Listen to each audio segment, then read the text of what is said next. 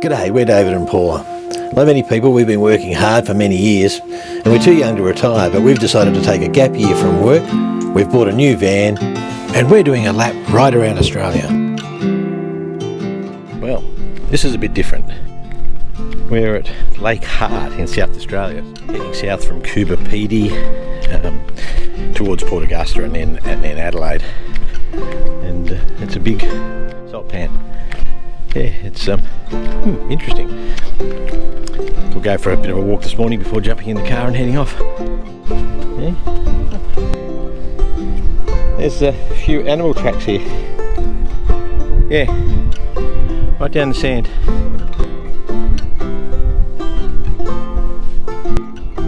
And Paula didn't want to leave her coffee behind.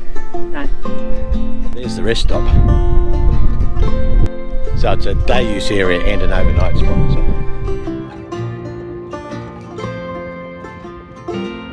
I don't know, it's like an old pathway or an old jetty or even old railway line. Won't be a railway line.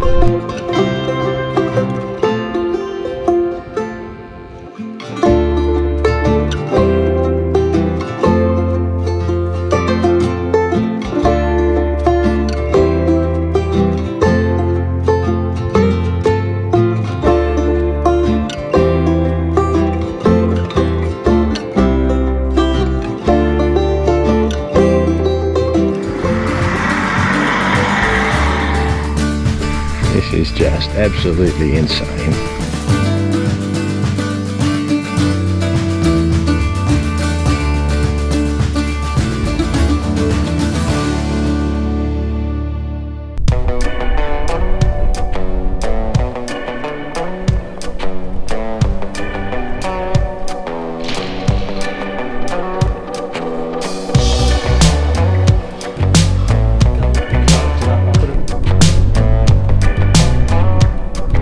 Yes, I know that these things aren't everyone's cup of tea, and compared to some of the things we've just been doing, you know, it's very different, isn't it? Coming into a wine area and doing sort of tastings and those sorts of things, and we're only just laughing because it was only a matter of days ago we were out in arid country. We were at Coober Pedy. We've been essentially 4 months now in arid country, yep. Corrugated roads, dry and dusty, and then you get to a place like Clare.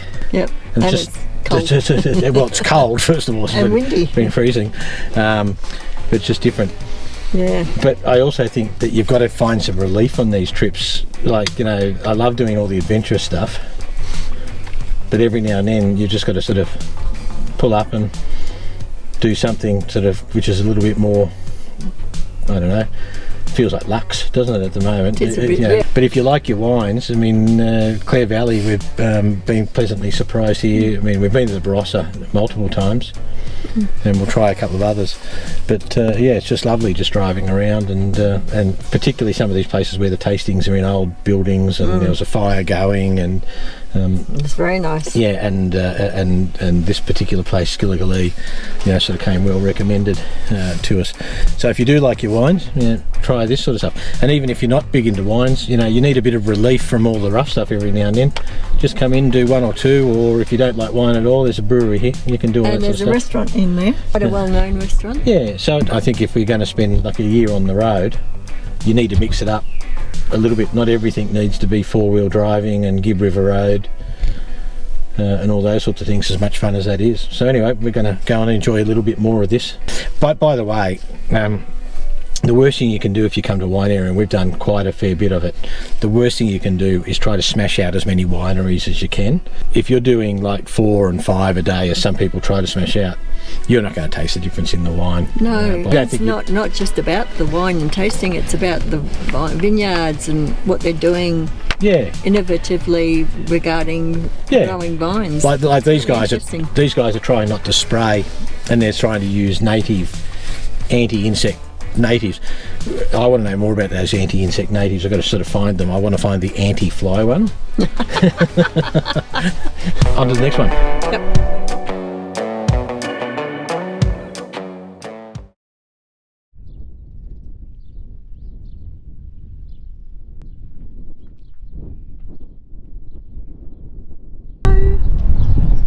Morning. So it hasn't been too bad a little free camp. I don't think we took some pictures of it. So, No. but it's actually just over by the ovals, and there's sort of like a hard standing area. They got water there. Yep. We didn't need water, so we didn't top up the water. They've got a couple of good flush loos and all that sort of stuff, and it's just a donation camp. Yep. So it was good, and we've only spent a couple of nights here. Yeah. So we reckon 20 minutes. They say 15 minutes. 20 minutes from Clare itself. Yep. There. Pub here. Yeah, there's. The last couple of nights have been very quiet. It was very cold. It's cold. It's definitely cold. I think the pub offers some free camping as well, but you could easily walk around from the free camp to here. It's a quiet little sleepy town, 20 minutes outside of the Clare Valley. Now we'll sort of head down the back of the Adelaide Hills, and we'll hopefully find a place down there, at least for one night, maybe two. And then we've got to get the caravan serviced. So, all right, we'll work it all out.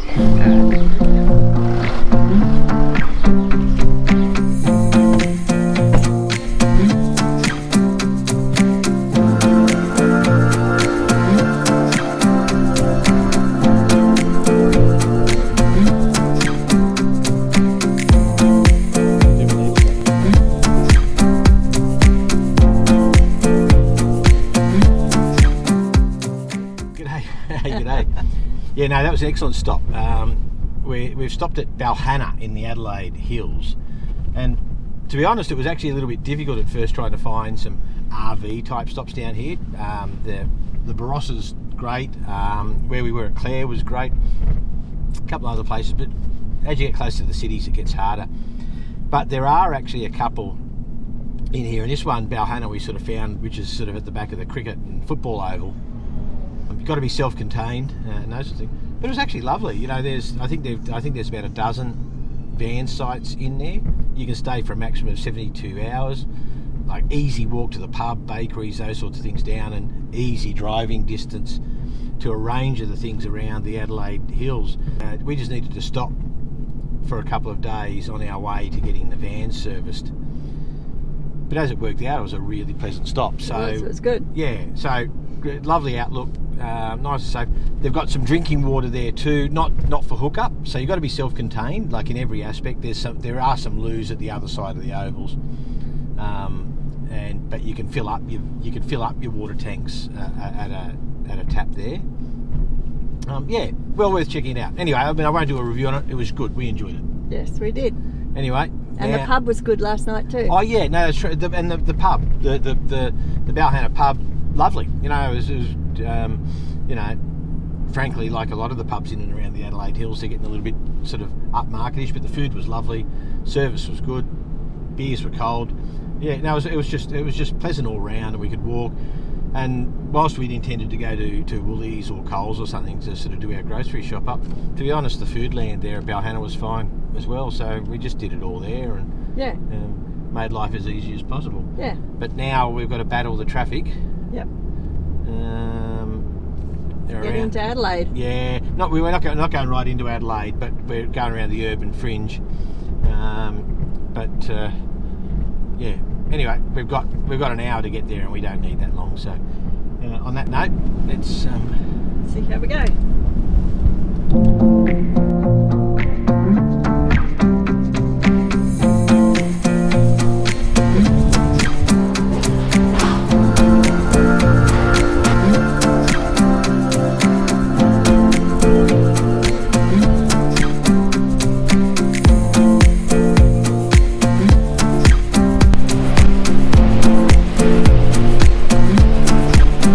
What do you think of Glenelg?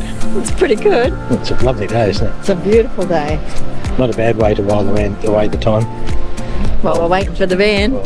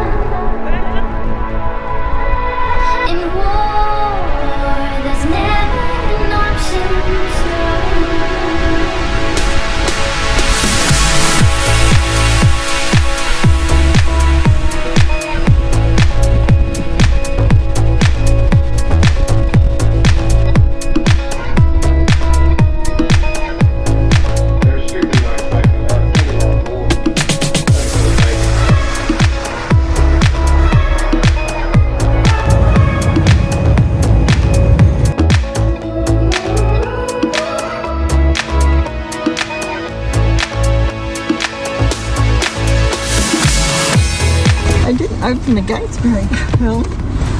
Did you get any footage of me leaving? Or? No, I didn't.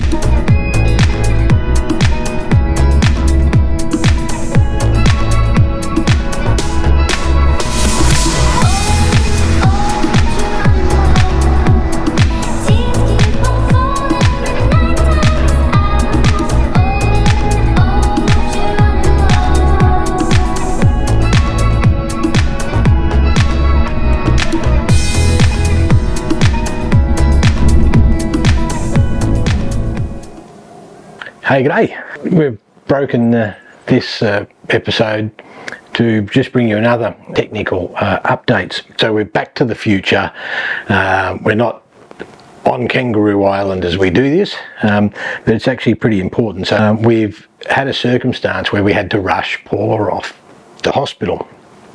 Now she's on the mend, it's fine. We won't go into what the problem was, but it was serious. She had to go to emergency and she ended up having to be admitted to hospital, and she got some excellent treatment, and we sort of dealt with it, and it changed. We were fortunate, we were 50 kilometres away from a regional hospital.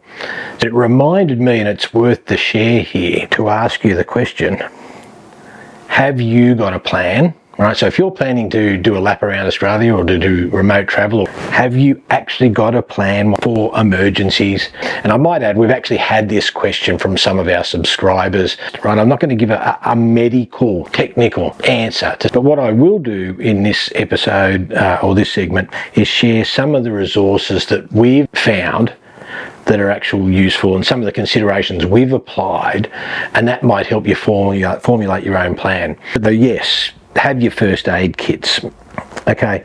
And yes, look, make your own decisions about how up to date you are on first aid, and you might want to do an update or a first aid course before you leave.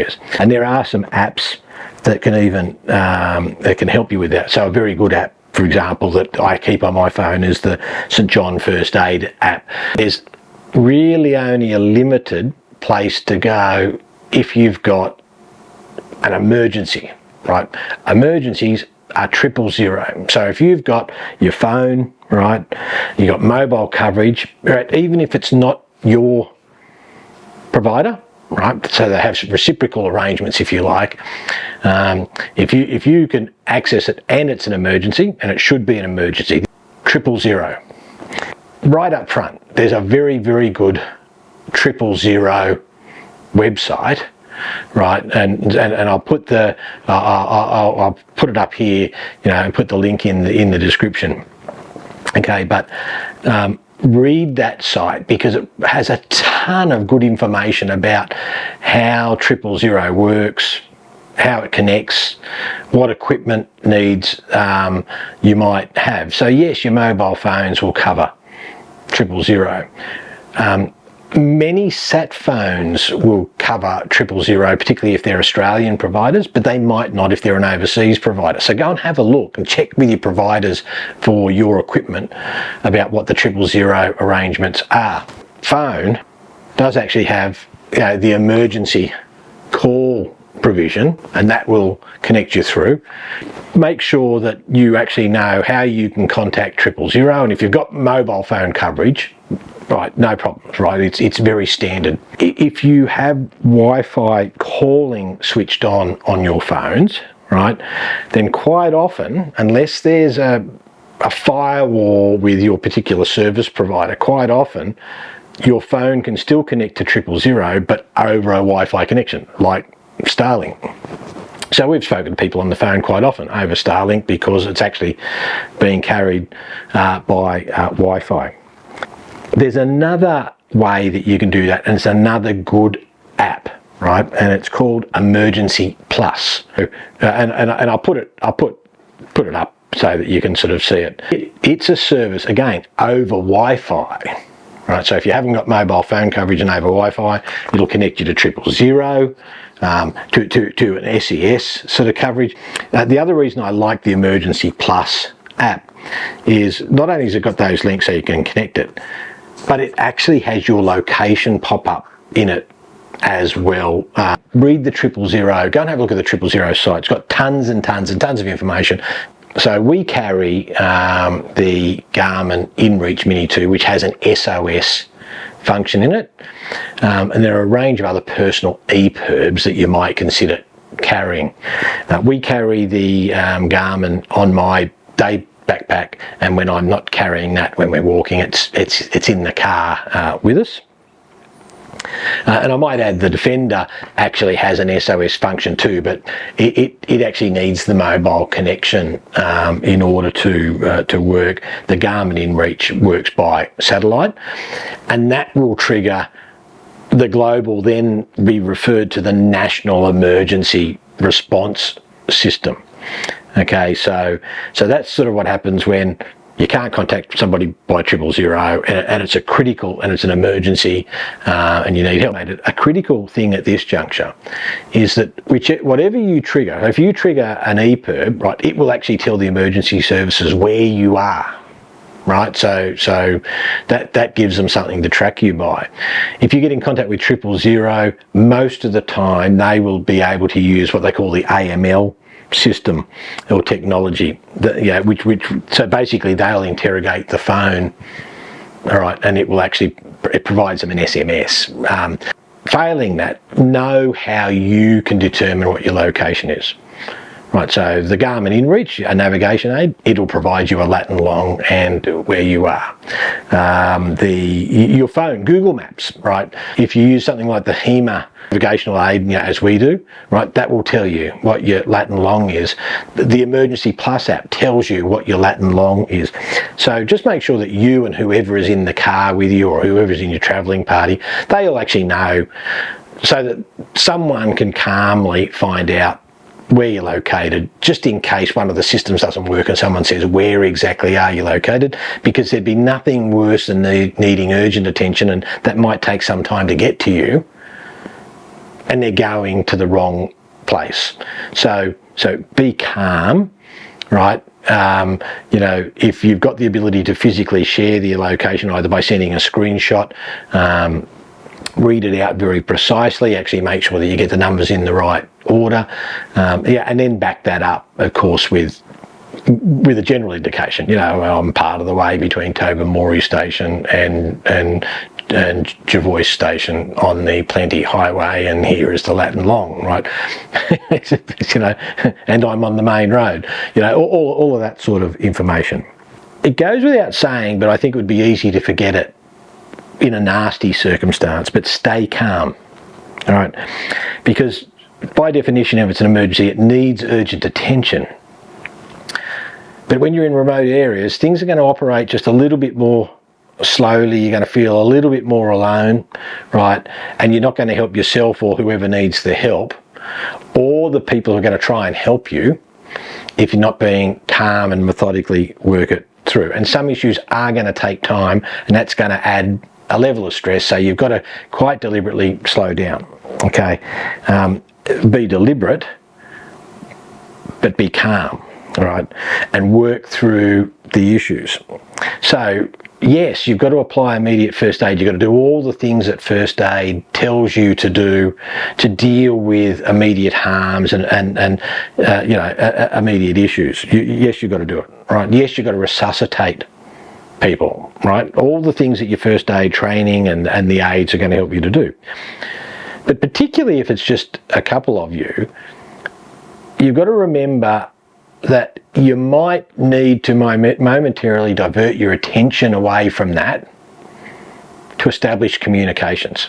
Done the things that you need to do, under your first aid immediate responses. You're not going to help them by not taking the time to establish the communications to initiate the help system to come and help you, getting your location information together so that you can calmly tell the people who are there to try and help the information that they need. And I'm sure that they'll be doing everything they can to help calm you down and work you through the issue. We've covered it before, but that's a range of communications equipment, all of Starlink, phone, Garmin, your UHF radio, all of those sorts of things, so you can try to establish communications with somebody. what if it's not an emergency, like a car accident or a snake bite or something like that, but if there's not a hospital nearby for an acute issue, say like a very serious illness, all right, or in the very remotest of areas, emergency services aren't readily available. And you can be hundreds of kilometres away from the nearest town or roadhouse or station. Right? But you should also know, how do you call things like the Royal Flying Doctor Service? Okay, so we all know that it's there. And just on that note, I sort of got to say to people, please like and subscribe. 100% of our ad revenue goes to charity, and the two charities we've supported through our big gap year are the Royal Flying Doctor Service, because they do provide this fantastic service for remote areas, including those of us who are travelling through those remote areas, and to Legacy, of course, to help the service community. RFDS, keep in mind again, it's for emergency or very serious illness, right? Some RFDS services do actually offer an out of hours telehealth service, particularly if you're not near a hospital or you need that. So in some of the states they do that. The telephone numbers in order to access them, that is to get their help, actually do differ state by state. Go to flyingdoctor.org.au, so flyingdoctor.org.au. If you go through the main website, you'll actually see that there's a button, or an icon for emergency. So you can click on that, and then you'll actually see that there are links for each of the states. You can click the emergency, then have a look at the states. So for example, you can click Queensland if you're in Queensland, and then you can see that the phone number to get in contact with the Royal Flying Doctor Service in that state. And they've got a range of other links and advice on the site as well. So we've not had to use it. Right, so we've never tested the RFDS service, but we do actually know about that website. For lower order things, you might head towards a station or a remote roadhouse, just so that you've got somebody else that you think might be able to help. So, for example, when we went across the Plenty Highway, the team at Tobermory Station, I think only a day or two before we had got there, had dealt with an evacuation of a seriously injured motorcycle rider. All right, so they actually had become quite experienced at actually helping people through RTS. Now remember, it's not the job of those stations, and it's not the job of remote roadhouses to deal with your emergency, but quite often they actually do it as an enabling thing to help people out in those areas, because they are remote. But don't make life harder for them by second guessing it. So establish communications with the emergency services, with the RFDS, find out what it is that they need. If for some reason you actually think that the best part of your response is to get somewhere like a remote station, is if you can establish communications with them, ring them, let them know the problem, and they'll be able to tell you whether they can help you or whether there's a better idea. The next question in terms of your plan, what actually happens if you experience illness short of an emergency? What do you do? How do you get that information? How do you know where the services are? How do you know where doctors and pharmacies know? First thing you can do to help yourself in all this, right? And it's a first principles issue, even before you got that far, before you travel, make sure that you are reasonably healthy. So our recommendation is, as we did, go and get a complete physical checkup from your doctor well in advance of your travel. Okay, make sure that everything's tickety-boo, you've got the right medication for all that and the prescriptions for all that, and you know what those are, and you can talk to your doctor about having the right number of refills so that you can stock up, because you can't rely on the fact that once you're away from aged centres, you can readily access it. So even for something as simple as your asthma puffer, if you're an asthmatic, yes, you'll go through major sort of towns and that where there'll be a pharmacy, and you should take the opportunity, to top up if you've got the prescription. But don't bank on getting somewhere remote and think that somebody's going to have something like that if you've run low. So get a health checkup, make you've got your medication stocked up, speak to your doctor about that, let them know that you're going on an extended trip, So do that before you go, so that you've got all of your medications with you. Carry your extra analgesics like your Panadol, electrolytes, your anti-diarrhea type tablets and all those sorts of things. You keep a stock of all of those sorts of things so that you've got them, so that even just those basic illness issues that crop up from time to time, you can get yourself and keep yourself relatively comfortable, short of needing to go to a doctor. But failing all of that, and you're remote, okay, what do? Particularly if you're ill and particularly if you need help. Again, there's some other great resources. So a great resource is healthdirect.gov.au, all right, healthdirect.gov.au, and they've got a terrific app as well. Right, so some of the things that actually has, one of the things I've mostly used for is got a service checker. So if I'm travelling from A to B, right, I'll have a look along that route and have a look to see what the GP type services are, if there's an area health service, an emergency service, a hospital in those sorts of areas. And by the way, I've looked up the Health Direct service, and there is actually an Aboriginal community health service at this community, and they might not normally provide service to people outside of the community. I mean, it's there to service that community, but quite often they have staff that will deal with either an emergency or a serious type illness. Okay, so know where they are and what the conditions are of what they're going to do. It also has a symptom checker, which actually helps narrow down the range of sort of issues, and might help you, might just give some guidance to you to sort of help you determine, we have got to go and get some help here. It's got things like poisons information, right? It's got a number of other links, again, to 000. So there's another one that has it, to the SES, Lifeline, National Relay Service, that's for people who are hearing and speech impaired. It's got all those sorts of things. But the cracker is, it also has a service, a helpline where you can talk to a registered nurse. So again, if you're not sure what to do, someone's ill, right? Something's happened, it's short of an emergency, establish your internet connection, jump onto the app and jump onto that health line, and that registered nurse will be able to provide some basic information and guidance to you. So the aim of this segment, it is a suggestion that invest the time in having at least a general plan, know how to access the emergency assistance, know how to access some of these resources for things which are short of an emergency and where you can find out where health services are. So invest some time in all that.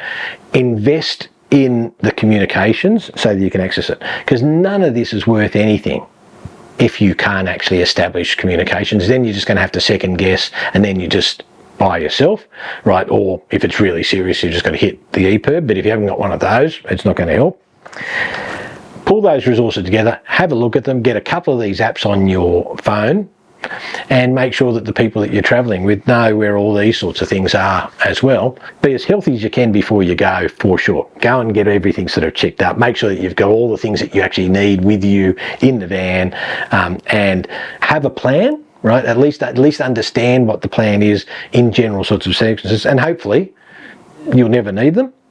On that note, hope you've enjoyed it. Obviously we'll go back to Kangaroo Island, so our surprise destination. We definitely took a different turn and didn't go Birdsville Track or Strzelecki.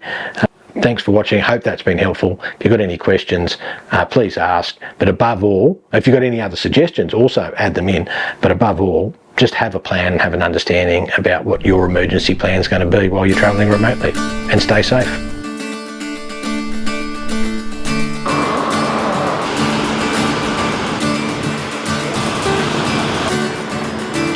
Me out of my comfort zone.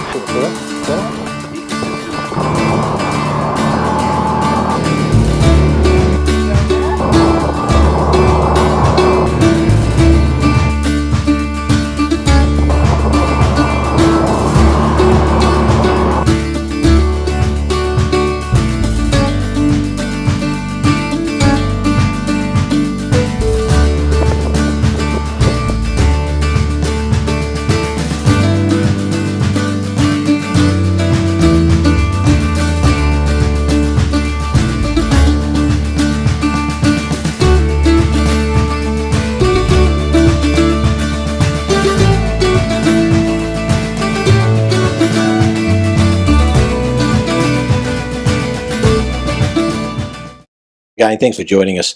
Please don't forget to like and subscribe, and remember, 100% of our YouTube advertising revenue goes to charity.